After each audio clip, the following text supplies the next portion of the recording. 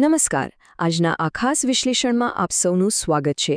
આજે આપણે major general GD બક્ષીના એક તાજેતરના અને ખૂબ જ રસપ્રદ રણનીતિક વિશ્લેષણ પર વાત કરવાના છે. દુનિયાભરમાં સૈન્ય શક્તિઓ કેવી રીતે બદલાઈ રહી છે અને તેની સીધી આર્થિક અસર ભારત પર શું થઈ શકે છે તે આપણે બિલકુલ સરળ ભાષામાં સમજીશું. તો ચાલો સીધી જ શરૂઆત કરીએ. સૌથી પહેલાં આ ચોંકાવનારા નિવેદન પર નજર કરો. જનરલ બક્ષીનું માનવું છે કે અત્યારે દુનિયામાં જે સંઘર્ષ ચાલી રહ્યા છે તેની સરખામણી સીધી મહાભારતના સમયગાળા સાથે કરી શકાય. તેમનું કહેવું છે કે ગ્રહોની સ્થિતિ અત્યારે બરાબર એવી જ છે જે એક એવા લાંબા યુદ્ધનો સંકેત આપે છે જેનો કોઈ અંત નજીકમાં નથી દેખાતો. વિચારવા જેવી વાત છે ખરું ને? આ કોઈ સામાન્ય સંઘર્ષ નથી. તો આપણો પહેલો મુદ્દો છે એક એવો વૈશ્વિક સંઘર્ષ જેનો કોઈ અંત નથી દેખાતો. અને હવે બીજો વિભાગ જોઈએ. ધ રેજીમ ચેન્જ પ્લેબુક, એટલે કે સરકારો ઉથલાવવાની રણનીતિ. જુઓ, આ પ્લેબુક ખરેખર કેવી રીતે કામ કરે છે તે સમજવું ખૂબ જ રસપ્રદ છે. પશ્ચિમી ગુપ્તચર એજન્સીઓ જમીન પર પોતાનું સૈન્ય મોકલ્યા વિના જત સરકારો બદલવા માટે કથિત રીતે 4 પગલાં લે છે. પહેલું, દેશના ચલનને નબળું પાડવું જેથી આર્થિક હાહાકાર મચી જાય. બીજું, અંદરખાને નેટવર્ક માટે સ્ટારલિંક જેવી ટેકનોલોજીનો ઉપયોગ. ત્રીજું, મેવન AI જેવા અત્યાધુનિક સોફ્ટવેરથી ટ્રાફિક કેમેરા હેક કરીને નેતાઓ પર 24 કલાક નજર રાખવી. અને ચોથું, સીધું જ ટોચના નેતાઓ પર સચોટ હુમલો કરવો. આ વિશ્લેષણ પ્રમાણે હેઝબોલ્લા અને હમાસના નેતૃત્વ સામે આ જ પદ્ધતિ વપરાઈ હતી અને વેનેઝુએલા તથા ઈરાનમાં પણ આવો જ પ્રયાસ થયો હતો. છે ને આશ્ચર્યજનક? પણ અહીં એક બહુ મોટી મર્યાદા છે. માત્ર હવાઈ હુમલાઓ કરીને તમે કોઈ દેશની સરકાર નથી બદલી શકતા. લાંબા ગાળાની રાજકીય સ્થિરતા જોઈતી હોય તો જમીન પર સૈનિકો એટલે કે બૂટ્સ ઓન ધ ગ્રાઉન્ડ હોવા જ જોઈએ. માત્ર ઉપરથી બોમ્બબારા કરવાથી કે ટાર્ગેટ કિલિંગથી ક્યારેય કાયમી નિયંત્રણ નથી મળતું. ઇતિહાસ તપાસીએ તો આ વાત એકદમ સાચી સાબિત થાય છે. દાખલા તરીકે વિયેતનામ લો. ત્યાં 20 વર્ષ સુધી સતત બોમ્બમારા થયો પણ કોઈ નક્કર પરિણામ ના મળ્યું. ઈરાકમાં જુઓ, 8 વર્ષ સુધી યુદ્ધ ચાલ્યું અને લગભગ $4 ટ્રિલિયન પાણીની જેમ વહાવી દીધા. અને અફઘાનિસ્તાન તો આપણે બધાએ જોયું જ છે. 20 વર્ષના લાંબા યુદ્ધ પછી છેવટે રાતોરાત અસ્તવ્યસ્ત પીછેહટ કરવી પડી. આ બધા ઉદાહરણો સાબિત કરે છે કે મહાસત્તાઓ પણ ફક્ત સૈન્ય તાકાતથી કાયમી નિયંત્રણ મેળવી શકી નથી. હવે આપણે ત્રીજા વિભાગ તરફ આગળ વધીએ. ધી અસિમેટ્રિક વોરફેર સ્ટ્રેટેજી, એટલે કે અસમપ્રમાણ યુદ્ધ. આને સમજવા માટે ઈરાક અને ઈરાનની ભૌગોલિક સ્થિતિની સરખામણી કરીએ. ઈરાક મોટેભાગે સપાટ રણપ્રદેશ હતો જ્યાં ટેન્કો સરળતાથી ઘૂસી શકતી. પરંતુ ઈરાનનો મામલો બિલકુલ અલગ છે. ત્યાં 93 મિલિયનની જંગી વસ્તી છે, ઝાગ્રોસ અને એલ્બોઝ જેવી વિશાળ પર્વતમાળામાં છે અને જમીનની ઊંડે બનાવેલા સુરક્ષિત લશ્કરી અડ્ડાઓ છે. એટલે કે 1991ના અખાતી યુદ્ધમાં જે આસાનીથી વિજય મળ્યો હતો તે આવા પહાડી વિસ્તારોમાં હરગીઝ શક્ય નથી. અહીં રમત એકદમ બદલાઈ જાય છે. અને આર્થિક દ્રષ્ટિએ જુઓ તો આ લડાઈ એકદમ ડેવિડ વર્સિસ ગોલિયાથ જેવી છે.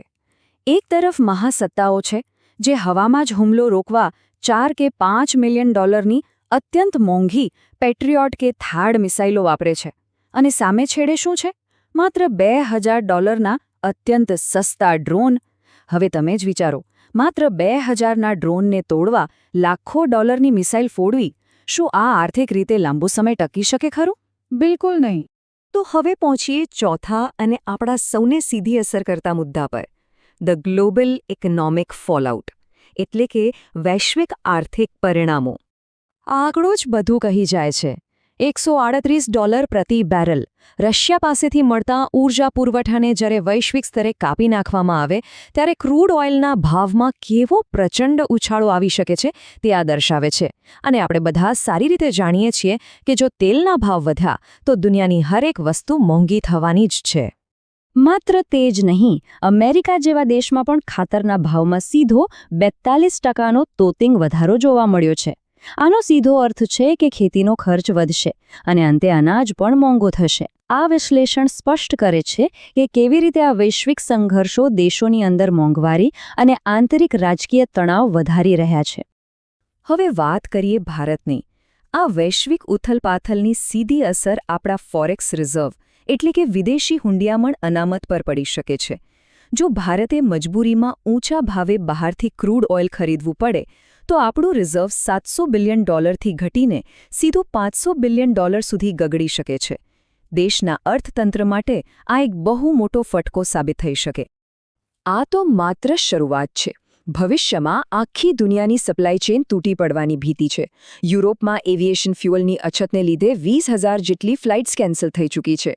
ખાતરના ભાવ આસમાને છે. અને સૌથી ડરાવણી વાત એ છે કે લગભગ 350 મિલિયન લોકો માટે ખાવા પીવાની અછત ઊભી થઈ શકે છે.